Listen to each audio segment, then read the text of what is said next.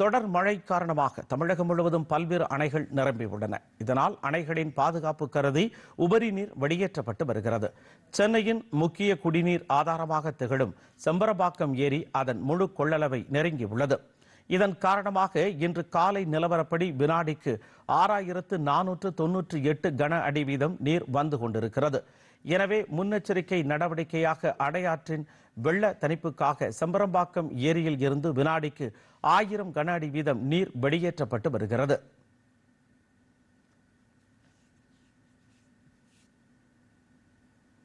$3300 million கன அடி கொள்ளளவு கொண்ட புழல் ஏரியின் நீர்வரத்து வினாடிக்கு 2281 கன அடியாக உள்ளது.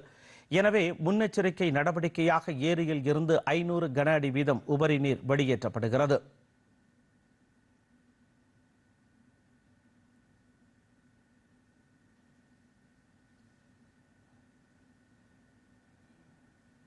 இதேபோன்று 3231 மில்லியன் கன அடி கொண்ட பூண்டி அணையின் நீர்வரத்து வினாடிக்கு 9890 கன அடியாக உள்ளது. அணையின் நீர்மட்டம் அதன் மொத்த உயரத்தை நெருங்கியிருப்பதால் அணையில் இருந்து வினாடிக்கு 12000 கன அடி வீதம் உபரி நீர் திறக்கப்படுகிறது.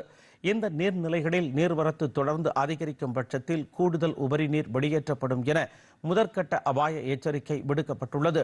நீர் வெளியேறும் வாய்க்கால் செல்லும் கிராமங்களில் தாழ்வான பகுதிகளில் வசிக்கும் மக்கள் பாதுகாப்பான இடங்களுக்கு செல்லுமாறு அறிவுறுத்தப்பட்டுள்ளது.